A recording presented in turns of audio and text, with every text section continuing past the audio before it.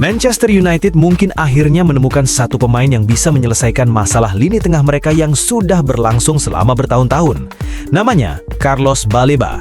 Gelandang Brighton ini bukan pemain dengan nama paling besar di Premier League. Bahkan musim terakhirnya bisa dibilang tidak terlalu meyakinkan. Tetapi kalau melihat kemampuan yang dia tunjukkan selama 2 musim pertamanya di Inggris, Baleba memiliki semua atribut untuk menjadi salah satu gelandang terbaik di dunia. Bahkan potensinya bisa lebih tinggi daripada Moises Caicedo ketika masih berada di Brighton. Manchester United sendiri sudah lama membutuhkan gelandang dengan profil seperti Baleba. Mereka membutuhkan pemain yang kuat secara fisik, cepat, agresif, mampu memenangkan duel, tetapi juga cukup tenang ketika membawa bola. Dan yang paling penting, pemain tersebut harus bisa bermain di samping Bruno Fernandes tanpa membuat lini tengah United kehilangan keseimbangan. Itulah alasan mengapa ketertarikan terhadap Baleba menjadi sangat menarik.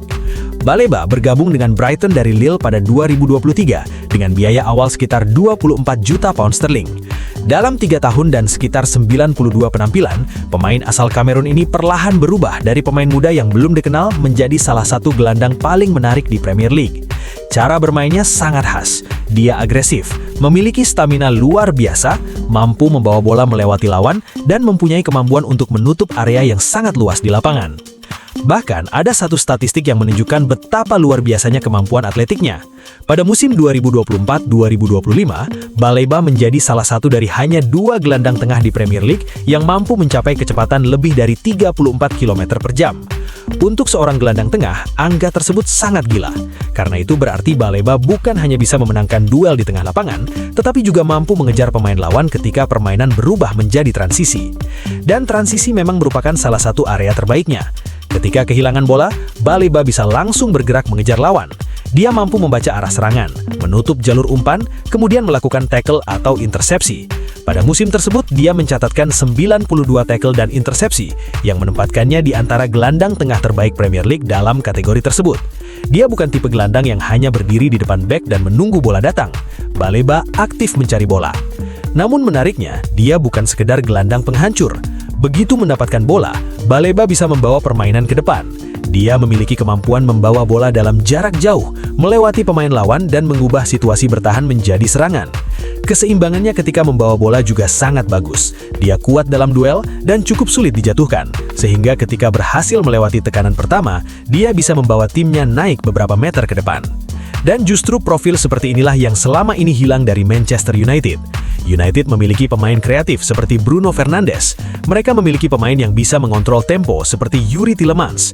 Mereka juga memiliki pemain muda seperti Kobbie Mainoo dan Andre Santos. Tetapi mereka tetap membutuhkan satu pemain yang bisa menjadi mesin di belakang semua pemain tersebut. Disinilah Baleba bisa masuk. Secara teori, dalam sistem 4-2-3-1 Michael Carrick, duet Tielemans dan Baleba bisa menjadi kombinasi yang sangat menarik. Tielemans bisa memberikan kontrol dan kreativitas dari lini tengah, sementara Baleba menjadi pemain yang memberikan tenaga, agresivitas, dan perlindungan di belakangnya. Sederhananya, Tielemans mengatur permainan, Baleba memenangkan bola. Dan ketika Manchester United kehilangan bola, Baleba bisa menjadi pemain pertama yang langsung mengejar lawan. Profilnya bahkan cukup mirip dengan apa yang dulu diberikan Casemiro kepada Real Madrid, walaupun Baleba memiliki karakter yang berbeda. Casemiro memiliki insting luar biasa untuk masuk ke kotak penalti dan mencetak gol dari jarak menengah. Baleba belum memiliki kemampuan tersebut. Tetapi dalam hal mobilitas dan kemampuan bertahan di area luas, Baleba justru bisa memberikan sesuatu yang berbeda. Dia bisa bergerak ke kiri, kanan, maju, mundur, dan tetap memiliki energi untuk terus melakukan pressing. Inilah mengapa Baleba bisa sangat cocok dengan Bruno Fernandes. Bruno adalah pemain yang selalu ingin bergerak ke depan.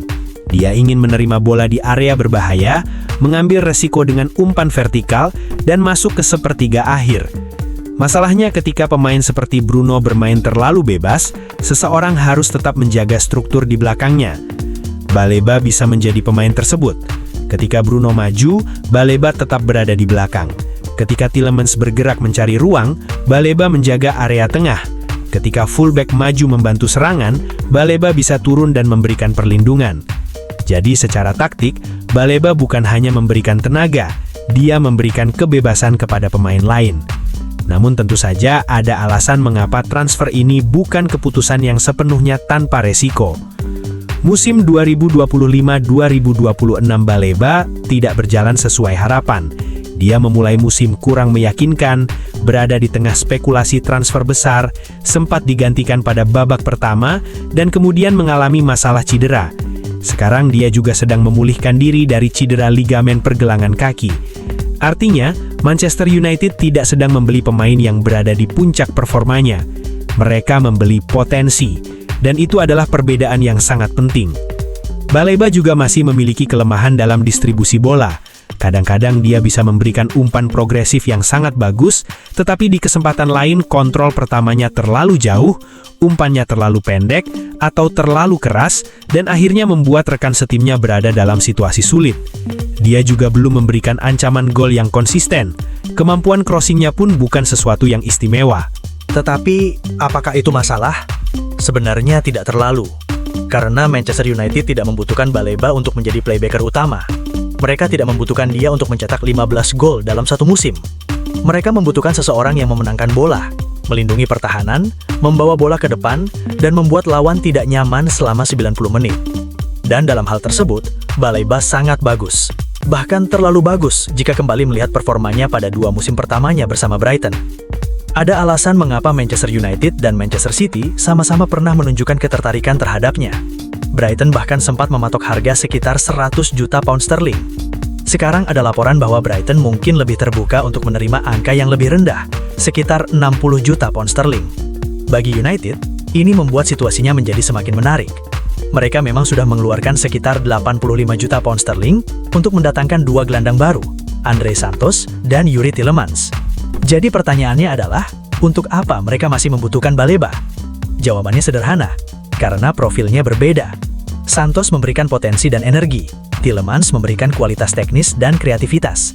Mainu memberikan kemampuan membawa bola dan kontrol dalam ruang sempit. Mason Mount memberikan fleksibilitas serta kemampuan pressing. Tetapi, Baleba memberikan sesuatu yang tidak dimiliki pemain-pemain tersebut dalam kombinasi yang sama. Fisik, kecepatan, agresivitas, dan kemampuan untuk mendominasi area tengah lapangan. Manchester United sudah terlalu lama memiliki lini tengah yang mudah dilewati lawan. Ketika tekanan datang, jarak antar pemain sering terlalu jauh.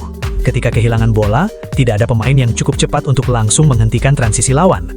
Baleba bisa mengubah hal tersebut. Bayangkan Manchester United kehilangan bola di sepertiga akhir. Lawan mencoba melakukan serangan balik. Baleba langsung bergerak mengejar. Dia memiliki kecepatan untuk mengejar pemain yang membawa bola, kekuatan untuk memenangkan duel, dan kecerdasan untuk menutup jalur operan. Jika berhasil merebut bola, dia tidak harus selalu mengoper ke belakang. Dia bisa langsung membawa bola ke depan dan membuat United kembali menyerang. Itulah mengapa Baleba bisa menjadi monster transisi. Dan jika Carrick benar-benar ingin memainkan pressing tinggi secara konsisten, pemain seperti Baleba hampir menjadi kebutuhan. Dia bisa menjadi pemicu pressing. Begitu lawan menerima bola dengan posisi buruk, Baleba bisa langsung menerkam. Bukan sekedar menekan untuk mengganggu, tetapi benar-benar mencoba merebut bola. Gaya bermain seperti ini sangat cocok dengan Premier League modern. Tentu saja, dia tetap membutuhkan perkembangan. Baleba harus meningkatkan konsistensi passing, kontrol bola, pengambilan keputusan, dan kemampuan mengontrol tempo pertandingan. Dia juga harus membuktikan bahwa musim buruk terakhir hanyalah sebuah penurunan sementara, bukan tanda bahwa perkembangannya mulai stagnan. Tetapi kalau dia berhasil memperbaiki bagian-bagian tersebut, potensinya sangat besar. Karena pemain dengan kombinasi kecepatan, fisik, stamina, kemampuan bertahan, dan ball carrying seperti Baleba tidak banyak di dunia sepak bola. Dan usianya baru 22 tahun. Itulah yang membuat transfer ini sangat menarik. Manchester United bukan membeli pemain yang sudah selesai. Mereka membeli pemain yang bisa berkembang menjadi sesuatu yang jauh lebih besar. Bahkan jika dibandingkan dengan Moises Caicedo ketika masih di Brighton, Baleba memiliki profil yang sangat menarik. Jika Manchester United mampu mengeluarkan potensi maksimalnya, 60 juta pound sterling bisa terlihat seperti sebuah harga yang sangat murah beberapa tahun dari sekarang.